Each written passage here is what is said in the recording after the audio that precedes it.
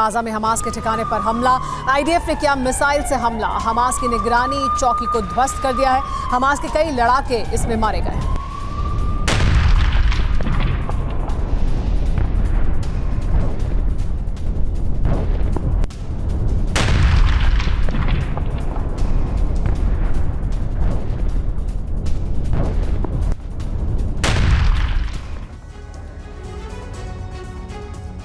Gaza पट्टी में Hamas की सुरंगें इजरायली सेना के लिए सबसे बड़ी चुनौती हैं। ये हमास के सबसे घातक ठिकाने हैं और इन सुरंगों में उतरने के बाद भी आईडीएफ इन्हें पूरी तरह से साफ करने में नाकाम है। इजरायल ने इस समस्या का समाधान 10 साल पुरानी एक डिफेंस फाइल से निकाला है। इस प्लान को कोड नेम दिया गया है फ्लश आउट हमास। इस ऑपरेशन में कोई हथियार नहीं बल्कि वेस्ट यानी कबाड़ काम आने वाला है। हमास लड़ाकों को कैसे सुरंगों से बाहर निकालने का प्लान बनाया गया है, इस रिपोर्ट में देखिए।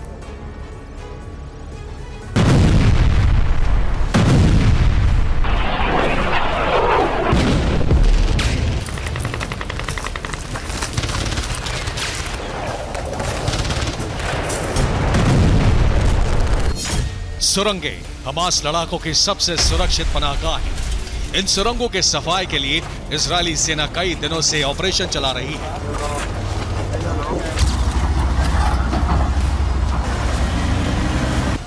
कौन सी सुरंग कहां तक जाती है, उसकी कितनी सुरंगों से कनेक्शन है और किस सुरंग में क्या छिपा है, यह इजरायली सेना भी नहीं जानती।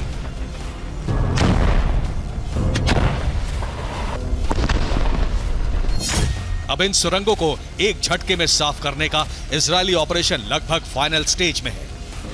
अल्लाहु अकबर वलिल्लाहिल हम्द।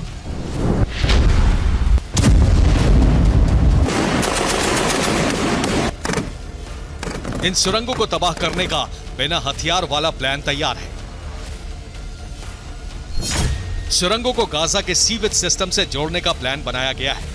सीवेज सिस्टम का कीचड़ सुरंगों में भरने से हमास लड़ाकों को बाहर निकलना होगा।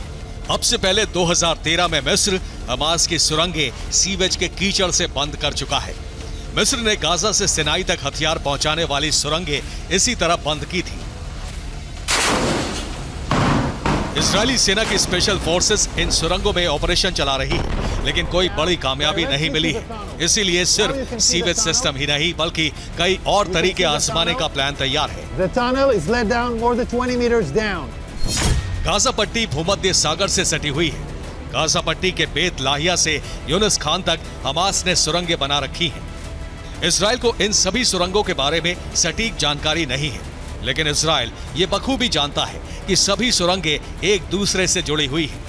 अब इजरायल भूमध्य सागर से इन सुरंगों में हैवी ड्यूटी कमर्शियल पंप से पानी छोड़ने का प्लान बना रहा है। इससे सुरंगों में बाढ़ आ जाएगी। इससे हमास का कम्युनिकेशन सिस्टम, हथियार गोदाम तबाह हो जाएंगे और लड़ाके मारे जाएंगे।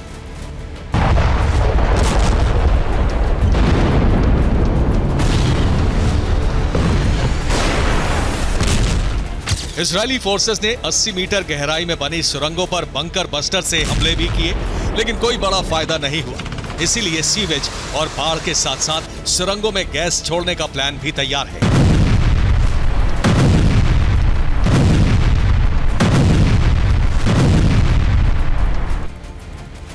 कुछ वॉर एक्सपर्ट ये दावा कर रहे हैं कि हमास और हिजबुल्लाह की टनल नेटवर्क को तोड़ने के लिए सुरंगों के भीतर नर्व गैस जैसे घातक रासायनिक हथियार को रिलीज करेगी। नर्व गैस फेफड़ों में जाने के बाद नर्वस सिस्टम को प्रभावित करती है। इसके संपर्क में आने से बेहोशी, सिर दर्द, आंखों में जलन, खांसी और सांस लेने में तकलीफ होने लगती है। यानी ये गैस हमास लड़ाकों की मौत बन सकती है।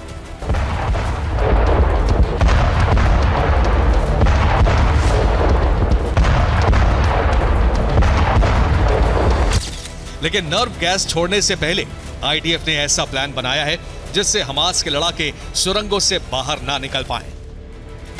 ये पीयू फोम सिलेट होता है जिसे स्पॉन्ज कंक्रीट कहते हैं। जिस इलाके को सील करना हो इसे वहां स्प्रे कर दिया जाता है। स्प्रे होने के बाद ये फूलता है और जगह को सील कर देता है।